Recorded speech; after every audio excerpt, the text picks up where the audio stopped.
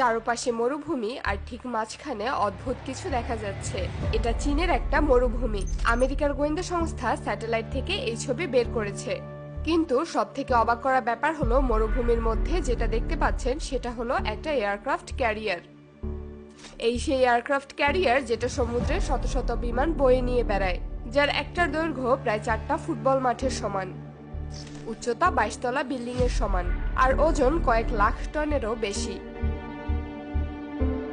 কিন্তু প্রশ্ন হলো, এই এয়ারক্রাফট ক্যারিয়ারের তো সমুদ্রে থাকার কথা, মরুভূমির মধ্যে কি করছে? তার থেকেও বড় ব্যাপার, এই এয়ারক্রাফট ক্যারিয়ারের ডিজাইন হুবহু আমেরিকার এয়ারক্রাফট ক্যারিয়ারের মতো। আর এই ব্যাপারটাই আমেরিকা সহ বিশ্বের বড় বড় দেশগুলোর মাথা ব্যথার কারণ হয়ে দাঁড়িয়েছে। এটা কল্পনা না, এটা বাস্তব। চীন এই বিশাল কাঠামোটা বানিয়েছে তাদের তাকলামাকান মরুভূমির একেবারে মাঝে, দেখতে একদম আসলে এয়ারক্রাফট ক্যারিয়ারের মতো, যেটা সাধারণ সমুদ্রে ভেসে থাকে আর তাতে ওঠানামা করে ফাইটার জেট। কিন্তু এটা ভাসে না, এটা মাটির উপর দাঁড়িয়ে আছে, নড়েও না চড়েও না। মনে হবে যেন যুদ্ধজাহাজটাকে টেনে এনে মরুভূমিতে বসিয়ে দেওয়া হয়েছে। কিন্তু চীন এটা কেন বানিয়েছে?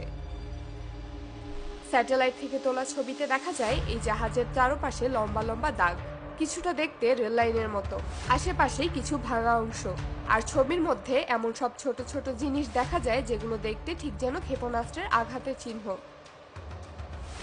স্পষ্ট বোঝা যায় এই জাহাজটা কারো সমুদ্রে নামানোর জন্য বানানো হয়নি, বরং ধ্বংস করার জন্য বানানো হয়েছে।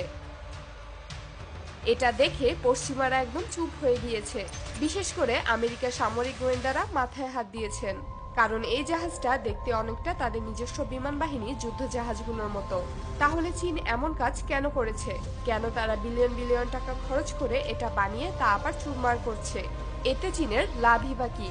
চীনের কাজের ধরন দেখে বিশ্লেষকরা বলছেন এটা কেবল একটি কাঠামো না, এটা যুদ্ধের মহড়ার জন্য বানানো এক বিশাল আসল জাহাজ।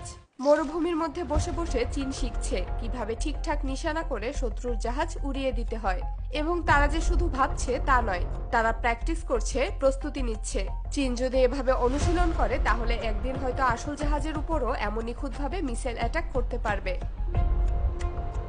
এতদিন চীন যা কিছু করত গোপনে, এবার তারা সেটাই করছে এমন জায়গায় যেখান থেকে পুরো মহড়াটা কিছুটা দেখা যায়, কিন্তু কিছুই বোঝা না যায়। যেন ইচ্ছে করে দেখাচ্ছে, দেখো আমরা কি করছি, তোমরা মাথায় রেখো।